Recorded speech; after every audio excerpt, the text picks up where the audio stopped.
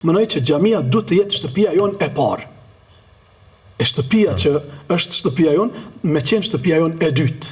Domthonë, siç thot populli, shtëpia është për gjumë. Domthonë, po pikërisht, domthonë që kjo është. E në xhami me u kthy fëmijët pas shkollës, aty me i bë detyrat.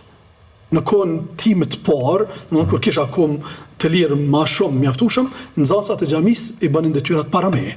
Kemi çfarë, domthonë për sukses. Detyrat e shkollës. Po, detyrat e shkollës. E kjo një ide shumë e mirë. Po, atëherë kam pas kohë më shumë. Tash s'pagam kohë për fëmijët e mi.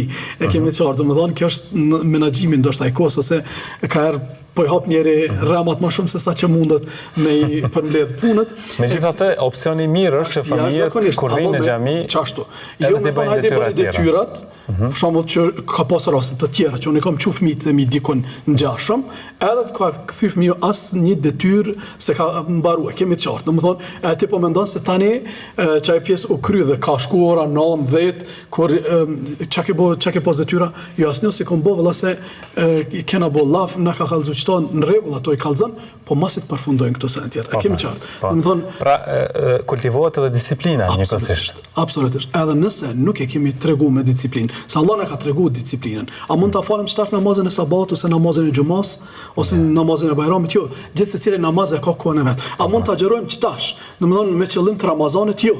Domethënë sepse gjithë secila gjë e ka kohën e vet. Prandaj edhe argëtimi, edhe xhumi, edhe ushtimi, edhe mësimi, edhe çdo gjë na ka mësuar Zoti që e ka kohën e tij.